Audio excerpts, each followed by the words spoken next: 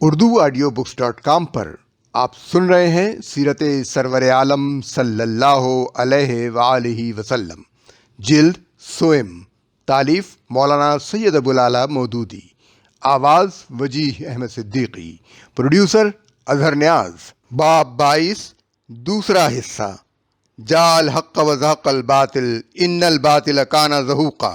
جب عام اطمینان ہو گیا تو آپ صلی اللہ علیہ وآلہ وسلم اپنی قیام گاہ سے نکلے اور بیت اللہ پہنچے۔ آپ صلی اللہ علیہ وآلہ وسلم نے سواری یعنی اونٹنی ہی پر بیٹھے ہوئے 7 مرتبہ طواف کیا۔ بحالت طواف آپ کے ہاتھ میں چھڑی مہجن تھی، اس سے حجر اسود کو بغرض بوسہ چھوتے تھے۔ جب آپ صلی اللہ علیہ وآلہ وسلم طواف پورے کر چکے تو عثمان بن طلحہ کو بلایا اور اسے کنجی لے کر کعبۃ اللہ کو کھولا۔ اندر داخل ہوئے تو وہاں لکڑی کے بنے ہوئے کبوتر دیکھے۔ آپ صلی اللہ علیہ وآلہ وسلم نے انہیں اپنے دست مبارک سے توڑ کر پھینک دیا۔ چونکہ نبی صلی اللہ علیہ وآلہ وسلم شہر مکہ میں فاتح کی حیثیت سے داخل ہوئے تھے، اس لیے آپ صلی اللہ علیہ وآلہ وسلم نے کعبے میں جا کر اس باطل کو مٹا دیا جو 360 بتوں کی صورت میں وہاں سجا رکھا تھا۔ بخاری میں حضرت عبداللہ بن مسعود رضی اللہ تعالیٰ عنہ کا بیان ہے کہ فتح مکہ کے دن حضور صلی اللہ علیہ وآلہ وسلم کعبے کے بتوں پر ضرب لگا رہے تھے اور آپ صلی اللہ علیہ وآلہ وسلم کی زبان پر یہ الفاظ جاری تھے کہ جاء الحق وزهق الباطل ان الباطل کان زہوقا، سورہ بنی اسرائیل آیت 81۔ جاء الحق وما یبدئ الباطل وما یعید، سورہ سبا آیت 48۔ حق آ گیا اور باطل مٹ گیا، باطل تو مٹنے ہی والا ہے۔ حق آ گیا اور باطل کے لیے کچھ نہیں ہو سکتا۔ ایک اور روایت کے مطابق آپ صلی اللہ علیہ وآلہ وسلم نے کعبۃ اللہ کے اندر ملائکہ کی تصویریں دیکھیں۔ حضرت ابراہیم علیہ السلام کی تصویر بھی تھی۔ آپ صلی اللہ علیہ وآلہ وسلم نے ان تصویروں کو مٹانے کا حکم دیا اور بالآخر سب مٹا ڈالی گئیں۔ پھر آپ صلی اللہ علیہ وآلہ وسلم نے خانہ کعبہ کے اندر نماز پڑھی۔ اس کے بعد آپ صلی اللہ علیہ وآلہ وسلم کعبۃ اللہ کے دروازے پر آ کر خطبہ دینے کے لیے کھڑے ہوئے۔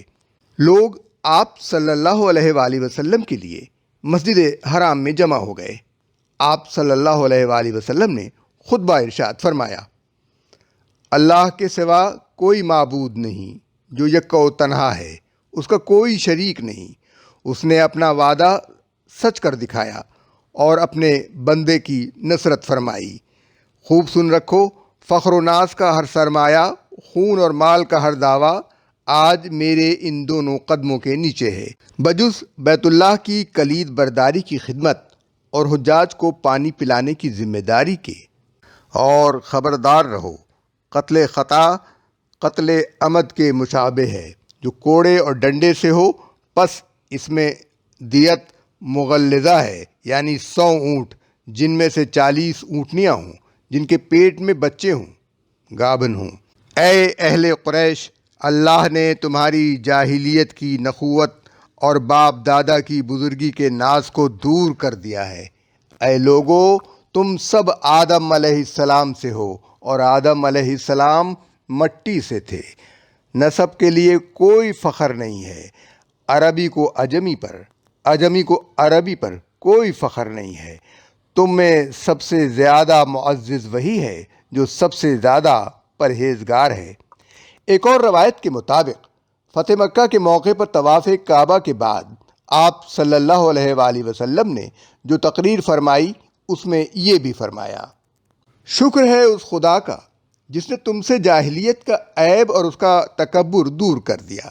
لوگوں، تمام انسان بس 2 ہی حصوں میں تقسیم ہوتے ہیں، ایک نیک اور پرہیزگار جو اللہ کی نگاہ میں عزت والا ہے، دوسرا فاجر اور شقی جو اللہ کی نگاہ میں ذلیل ہے۔ ورنہ سارے انسان آدم کی اولاد ہیں اور اللہ نے آدم کو مٹی سے پیدا کیا تھا۔ بہیقی فی شعب الایمان، ترمذی۔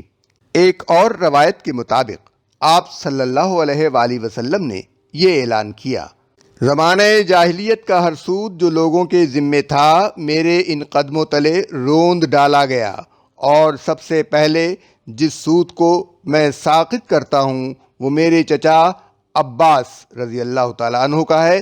واضح رہے کہ سود کی حرمت کا حکم آنے سے پہلے حضرت عباس سود پر روپیہ چلاتے تھے، اور ان کا بہت سا سود اس وقت لوگوں کے ذمے وصول طلب تھا۔ اس کے بعد سورہ حجرات کی یہ آیت تلاوت فرمائی: لوگو، ہم نے تم کو ایک مرد اور ایک عورت سے پیدا کیا اور پھر تمہاری قومیں اور برادریاں بنا دیں تاکہ تم ایک دوسرے کو پہچانو۔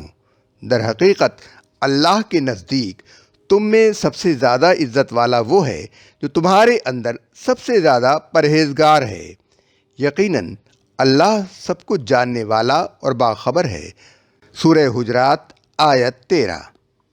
آج تم سے کوئی باز پرس نہیں۔ خطبے کے بعد آپ صلی اللہ علیہ وآلہ وسلم نے قریش کے مجمع کو مخاطب کرتے ہوئے فرمایا: اب تم کیا امید کرتے ہو کہ میں تمہارے ساتھ کیا کروں؟ سب نے شرمساری کے ساتھ جواب دیا: اخو کریم و ابن اخو کریم، کہ تو فیاض بھائی ہے اور فیاض بھائی کا بیٹا ہے۔ اس پر آپ صلی اللہ علیہ وآلہ وسلم نے فرمایا: جاؤ، تم آزاد ہو، آج تم سے کوئی باز پرس نہیں۔ آپ صلی اللہ علیہ وآلہ وسلم نے کسی کو قبول اسلام پر مجبور نہ کیا۔ فارو مشرکین پر اس عفو عام یعنی جنرل ایمنسٹی کا نہایت مثبت اثر ہوا۔ روایات میں آتا ہے کہ آزاد ہونے والے لوگوں میں سے 2000 برضا اور رغبت آپ صلی اللہ علیہ وآلہ وسلم کے ساتھ غزوہ حنین میں شریک ہوئے۔ آپ صلی اللہ علیہ وآلہ وسلم نے طلقاء کا لفظ استعمال فرمایا تھا۔ طلقاء سے مراد مکہ کے وہ خاندان ہیں جو آخر وقت تک نبی صلی اللہ علیہ وآلہ وسلم اور دعوت اسلامی کے مخالف رہے۔ فتح مکہ کے بعد حضور صلی اللہ علیہ وآلہ وسلم نے ان کو معافی دی اور وہ اسلام میں داخل ہوئے۔ حضرت معاویہ، ولید بن عقبہ، مروان بن الحکم انہی معافی یافتہ خاندانوں کے افراد تھے۔ البتہ چند افراد کو ان کے سنگین جرائم کی بنا پر واجب القتل قرار دیا۔ ان میں عبداللہ بن سعد بن ابی سرح بھی تھے جو مسلمان ہونے کے بعد مرتد ہو چکے تھے۔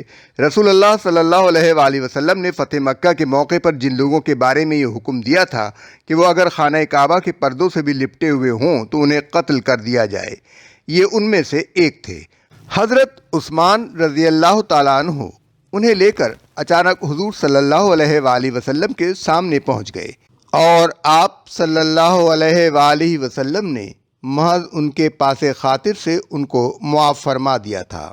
یہ واقعہ ابو داؤد باب الحکم فی من ارتد، نسائی باب الحکم فی المرتد، مستدرک حاکم کتاب المغازی، طبقات ابن سعد جلد 2 صفحہ 136 تا 141، سیرت ابن ہشام جلد 4 صفحہ 51 تا 52، مصطفیٰ البابی الحلبی مصر 1936، الاستیاب جلد 1 صفحہ 381 اور الاصابہ جلد 2 صفحہ 309 میں بیان ہوا ہے۔ ان کتابوں میں واقعے کی جو تفصیلات بیان کی گئی ہیں ان کا خلاصہ یہ ہے کہ یہ صاحب پہلے مسلمان ہو کر مدینہ طیبہ ہجرت کر آئے تھے، اور نبی صلی اللہ علیہ وآلہ وسلم نے ان کو کاتبین وحی میں شامل فرما لیا تھا۔ پھر یہ مرتد ہو کر مکہ معظمہ واپس چلے گئے، اور انہوں نے اپنی اس پوزیشن سے کہ یہ کاتب وحی رہ چکے تھے غلط فائدہ اٹھا کر حضور صلی اللہ علیہ وآلہ وسلم کی رسالت اور قرآن کے متعلق بہت سی غلط فہمیاں پھیلا دیں۔ اسی وجہ سے فتح مکہ کے موقع پر جن لوگوں کے متعلق حضور صلی اللہ علیہ وآلہ وسلم نے اعلان فرمایا تھا کہ وہ اگر کعبے کے پردوں میں بھی چھپے ہوئے ہوں تو ان کو قتل کر دیا جائے، ان میں یہ بھی شامل تھے۔ اس اعلان کو سن کر یہ حضرت عثمان رضی اللہ تعالیٰ عنہ کے پاس جو ان کے رضائی بھائی تھے پناہ گزین ہوئے، اور انہوں نے ان کو چھپا لیا۔ جب مکے میں امن و امان ہو گیا اور نبی صلی اللہ علیہ وآلہ وسلم اہل مکہ سے بیعت لینے کے لیے تشریف فرما ہوئے تو حضرت عثمان رضی اللہ تعالیٰ عنہ ان کو لے کر حضور صلی اللہ علیہ وآلہ وسلم کے سامنے پہنچ گئے اور ان کے لیے عفو تقصیر کی درخواست کرتے ہوئے گزارش کی کہ ان کی بیعت بھی قبول فرما لیں۔ حضور صلی اللہ علیہ وآلہ وسلم خاموش رہے، حتیٰ کہ 3 مرتبہ ان کی درخواست پر خاموش رہنے کے بعد آپ صلی اللہ علیہ وآلہ وسلم نے ان سے بیعت لے لی، اور پھر صحابہ کرام سے فرمایا کہ تم میں کوئی ایسا بھلا آدمی نہ تھا کہ جب میں بیعت نہیں لے رہا تھا تو وہ اٹھ کر انہیں قتل کر دیتا۔ عرض کیا گیا کہ ہم آپ صلی اللہ علیہ وآلہ وسلم کے اشارے کا انتظار کر رہے تھے۔ حضور صلی اللہ علیہ وآلہ وسلم نے فرمایا، نبی کا کام یہ نہیں ہے کہ وہ آنکھ سے خفیہ اشارے کرے۔ حضور صلی اللہ علیہ وآلہ وسلم نے کچھ اور لوگوں کے قتل کا حکم بھی جاری فرمایا تھا، ان کا ذکر آئندہ آئے گا۔ چند اہم فیصلے۔ پھر رسول اللہ صلی اللہ علیہ وآلہ وسلم مسجد حرام میں بیٹھ گئے۔ اسی لمحے حضرت علی رضی اللہ تعالی عنہ آپ صلی اللہ علیہ وآلہ وسلم کے پہلو میں کھڑے تھے۔ خانہ کعبہ کی کنجی ان کے ہاتھ میں تھی۔ عرض کیا، یا رسول اللہ صلی اللہ علیہ وآلہ وسلم، سقائیت حاجیوں کو پانی پلانے کا محکمہ اور حجابت خانہ کعبہ کی خدمت کا محکمہ دونوں مجھے عنایت فرمائیے۔ آپ صلی اللہ علیہ وآلہ وسلم نے انہیں سقائیت کا منصب عطا فرمایا اور حجابت کے لیے سابقہ کنجی بردار عثمان رضی اللہ عنہ ابن طلحہ کو طلب فرمایا۔ وہ آئے تو آپ صلی اللہ علیہ وآلہ وسلم نے انہیں خانہ کعبہ کی کنجی عطا کرتے ہوئے فرمایا، عثمان یہ اپنی کنجی تھامو، آج بھلائی اور وفائے عہد کا دن ہے۔ حضرت ابو شریح رضی اللہ عنہ خزاعی کہتے ہیں کہ فتح مکہ کے دوسرے دن بنو خزاعہ کے لوگوں نے بنو حذیل کے ایک مشرک آدمی کو حملہ کر کے قتل کر دیا۔ اس پر حضور صلی اللہ علیہ وآلہ وسلم نے ہمارے سامنے کھڑے ہو کر خطبہ دیا۔ اس میں فرمایا، اے لوگو، اللہ تعالیٰ نے جس دن زمین و آسمان پیدا کیے اسی دن مکے کو حرمت والا شہر قرار دیا، پس وہ اس وقت سے برابر حرمت کی جگہ چلا آ رہا ہے اور قیامت تک اسی طرح حرمت والا رہے گا۔ لہذا کسی بھی ایسے آدمی کے لیے جو اللہ اور یوم آخرت پر ایمان رکھتا ہے، یہ بات جائز نہیں ہے کہ مکے میں کسی کا خون بہائے اور نہ یہاں سے کوئی درخت کاٹے۔ شہر مکہ مجھ سے پہلے کسی بھی شخص کے لیے کبھی حلال نہیں ہوا اور نہ میرے بعد آنے والے کسی شخص کے لیے حلال ہوگا۔ میرے لیے بھی حلال نہیں ہوا، ہاں صرف اس وقت، اس ساعت کے لیے محض اس وجہ سے حلال کر دیا گیا کہ اہل مکہ کو اظہار غضب مقصود تھا۔ سن لو، اس وقت کے بعد اس کی حرمت کل کی طرح پھر لوٹ آئی۔ آپ صلی اللہ علیہ وآلہ وسلم نے مزید فرمایا، پس جو تم سے یہ کہے کہ رسول اللہ صلی اللہ علیہ وآلہ وسلم نے بھی تو مکہ میں قتال کیا تھا، اس سے کہہ دو کہ اللہ تعالیٰ نے صرف اپنے رسول صلی اللہ علیہ وآلہ وسلم کے لیے اسے حلال کیا تھا، تمہارے لیے حلال نہیں کیا۔ اے گروہ خزاعہ، اب قتل سے اپنے ہاتھ اٹھا لو، قتل اگر نافع بھی تھا تو بہت ہو چکا۔ تم نے ایک آدمی کو قتل کیا ہے، میں اس کی دیت ادا کروں گا۔ میرے اس قیام کے بعد جو قتل کیا جائے تو مقتول کے ورثہ کو 2 چیزوں میں سے ایک کا اختیار ہوگا، وہ چاہیں تو قصاص لے لیں اور چاہیں تو خوں بہا لے لیں۔ اس خطبے کے بعد رسول اللہ صلی اللہ علیہ وآلہ وسلم نے بنو خزاعہ کے قتل کیے ہوئے شخص کا خوں بہا ادا فرمایا۔ اوپر حضرت عبداللہ بن سعد بن ابی سرح کا ذکر ہوا ہے۔ حضور صلی اللہ علیہ وسلم نے جن لوگوں کے قتل کا حکم جاری فرمایا تھا ان میں عبداللہ بن سعد بن ابی سرح کے علاوہ یہ لوگ بھی شامل تھے: 1 عبد الاعضیٰ بن خطل، 2 اکرمہ بن ابی جہل، 3 حارث بن نفیل، 4 مقیس بن سبابہ، 5 حبار بن اسود، 6 کعب بن زہیر، 7 اور 8 ابن خطل کی 2 لونڈیاں جو حضور صلی اللہ علیہ وآلہ وسلم کی حجب گایا کرتی تھیں، 9 حارث بن ہشام مخزومی، 10 زہیر بن ابی امیہ مخزومی، 11 وحشی بن حرب۔ ان میں سے 4 افراد بروایت دیگر 3 قتل ہوئے، وہ بھی دشمنی کے جرم میں نہیں بلکہ خون کے قصاص میں، باقی کی جان بخشی ہوئی اور وہ ایمان لے آئے۔ واجب القتل قرار دیے جانے والے افراد کی تعداد اور ناموں میں بھی اختلاف ہے۔ ان میں سے اکرمہ بن ابی جہل تو اس طرح بچے کہ جب مکہ معظمہ نبی صلی اللہ علیہ وآلہ وسلم کے ہاتھ پر فتح ہو گیا تو اکرمہ خوفزدہ ہو کر جدہ کی طرف بھاگے اور ایک کشتی پر سوار ہو کر حبش کی راہ لی۔ راستے میں سخت طوفان آیا اور کشتی خطرے میں پڑ گئی۔ اول تو دیویوں اور دیوتاؤں کو پکارا جاتا رہا، مگر جب طوفان کی شدت بڑھی اور مسافروں کو یقین ہو گیا کہ اب کشتی ڈوب جائے گی تو سب کہنے لگے یہ وقت اللہ کے سوا کسی کو پکارنے کا نہیں ہے، وہی چاہے تو ہم بچ سکتے ہیں۔ اس وقت اکرمہ کی آنکھیں کھلیں اور ان کے دل نے آواز دی کہ اگر یہاں اللہ کے سوا کوئی مددگار نہیں تو کہیں اور کیوں ہو۔ یہی تو وہ بات ہے جو اللہ کا وہ نیک بندہ ہمیں 20 برس سے سمجھا رہا ہے اور ہم خواہ اس سے لڑ رہے ہیں۔ یہ اکرمہ کی زندگی میں فیصلہ کن لمحہ تھا۔ انہوں نے اسی وقت خدا سے عہد کیا کہ اگر میں اس طوفان سے بچ گیا تو سیدھا محمد صلی اللہ علیہ وآلہ وسلم کے پاس جاؤں گا اور ان کے ہاتھ میں ہاتھ دے دوں گا۔ چنانچہ انہوں نے اپنے اس عہد کو پورا کیا اور بعد میں آ کر نہ صرف مسلمان ہوئے بلکہ اپنی بقیہ عمر اسلام کے لیے جہاد کرتے گزار دی۔ کعب بن زہیر مکے کا نامور شاعر تھا۔ اس کا نام بھی واجب القتل افراد کی فہرست میں شامل تھا، کیونکہ وہ نبی صلی اللہ علیہ وآلہ وسلم کی حجب کرتا اور انہیں ایذا پہنچاتا تھا۔ فتح مکہ کے بعد فرار ہو کر ادھر ادھر چھپتا پھرا، پھر اپنے بھائی بحیر بن زہیر کے سمجھانے بجھانے پر مدینے پہنچ کر آپ صلی اللہ علیہ وآلہ وسلم کی خدمت میں حاضر ہوا۔ نبی صلی اللہ علیہ وآلہ وسلم اسی اثناء میں مکہ، حنین اور طائف کی مہمات سے فارغ ہو کر واپس مدینے آ چکے تھے اور اس وقت مسجد میں تشریف فرما تھے۔ آپ صلی اللہ علیہ وآلہ وسلم نے کعب کی معافی قبول کر لی۔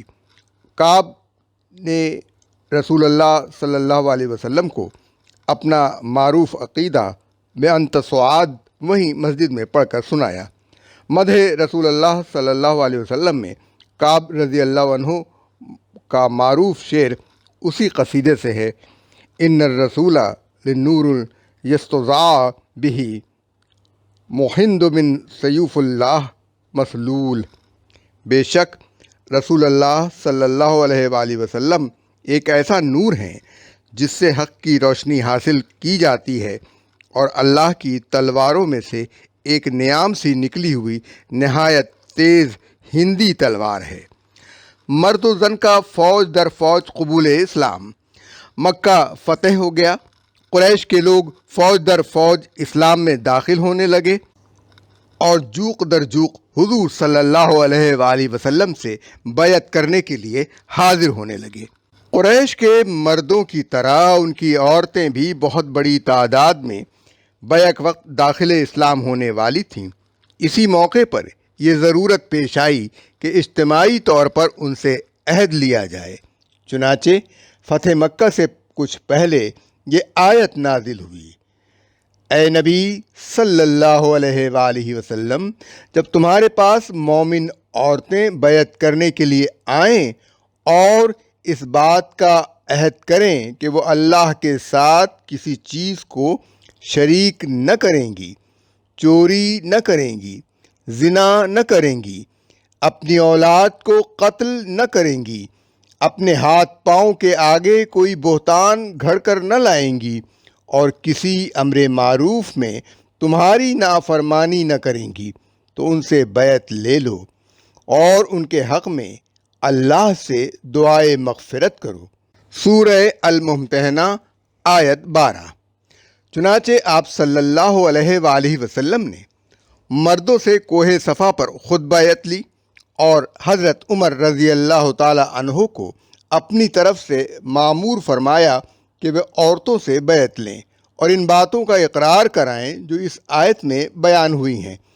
ابن جریر بروایت ابن عباس، ابن ابی حاتم بروایت قتادہ، عید کے روز بھی مردوں کے درمیان خطبہ دینے کے بعد آپ صلی اللہ علیہ وآلہ وسلم عورتوں کے مجمع کی طرف تشریف لے گئے اور وہاں اپنے خطبے کے دوران آپ صلی اللہ علیہ وآلہ وسلم نے یہ آیت تلاوت کر کے ان باتوں کا عہد لیا جو اس آیت میں مذکور ہیں۔ بخاری بروایت ابن عباس رضی اللہ عنہ۔ پھر مدینہ واپس تشریف لے جا کر آپ صلی اللہ علیہ وآلہ وسلم نے ایک مکان میں انصار کی خواتین کو جمع کرنے کا حکم دیا اور حضرت عمر رضی اللہ تعالیٰ عنہ کو ان سے بیعت لینے کے لیے بھیجا۔ ابن جریر، ابن مردویہ، بزار، ابن حبان بروایت ام عطیہ انصاریہ۔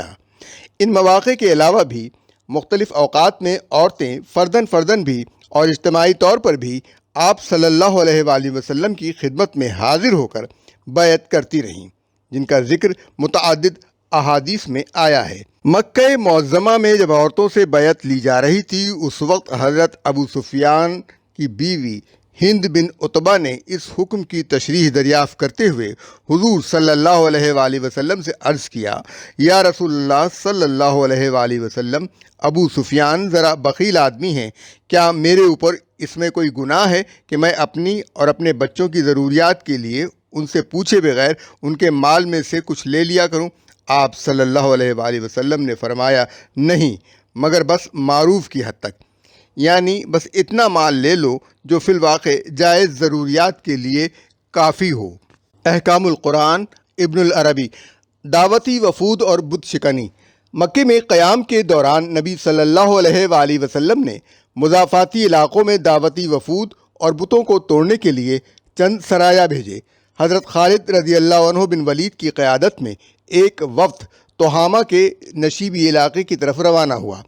یہ بنو جذیمہ کا علاقہ تھا۔ انہوں نے خالد رضی اللہ عنہ بن ولید کو دیکھتے ہی ہتھیار سنبھال لیے، لیکن پھر ہتھیار ڈال دیے اور اسلام لے آئے، مگر حضرت خالد رضی اللہ عنہ نے اس کے باوجود شاید کسی غلط فہمی کی بنا پر چند افراد کو قتل کر دیا۔ یہ خبر رسول اللہ صلی اللہ علیہ وآلہ وسلم تک پہنچی تو آپ صلی اللہ علیہ وآلہ وسلم نے دونوں ہاتھ اٹھا کر یہ دعا کی، یا اللہ، خالد بن ولید نے جو کچھ کیا ہے میں تیرے آگے اس کی برأت کرتا ہوں۔ بعد ازاں آپ صلی اللہ علیہ وآلہ وسلم نے حضرت علی رضی اللہ تعالیٰ عنہ کو وہاں بھیجا۔ انہوں نے ایک تو مقتولین کا خون بہا ادا کیا، دوسرے جو اموال اپنے ساتھ لے گئے تھے وہ بھی بنو خزیمہ میں تقسیم کر دیے۔ آپ صلی اللہ علیہ وآلہ وسلم نے حضرت علی رضی اللہ تعالیٰ عنہ کے اقدامات کی تحسین فرمائی۔ مکہ کے نواح میں نخلا کے مقام پر سب سے بڑا بت عزا نصب تھا۔ قریش اس کی بہت تعظیم و تکریم کرتے اور اسے پوجتے تھے۔ نبی صلی اللہ علیہ وآلہ وسلم کی ہدایت پر حضرت خالد رضی اللہ عنہ بن ولید نے نخلا پہنچ کر اسے منہدم کر دیا۔ ایک اور روایت کے مطابق آپ صلی اللہ علیہ وآلہ وسلم نے حضرت عمر رضی اللہ عنہ بن عاص کو بنو حذیل کے سوا نامی بت اور حضرت سعد رضی اللہ عنہ بن زید اشحلی کو منات نامی بت کو ڈھا دینے کے لیے روانہ کیا، چنانچہ یہ دونوں بت بھی توڑ دیے گئے۔ ابن ہشام نے ابن اسحاق کے حوالے سے بتایا کہ مکہ 20 رمضان 8 ہجری کو فتح ہوا تھا۔ رسول اللہ صلی اللہ علیہ وآلہ وسلم نے فتح مکہ کے بعد وہاں 15 رات قیام کیا اور اس دوران میں قصر نمازیں پڑھتے رہے۔ بعض روایات کے مطابق یہ قیام 19 دن پر محیط تھا۔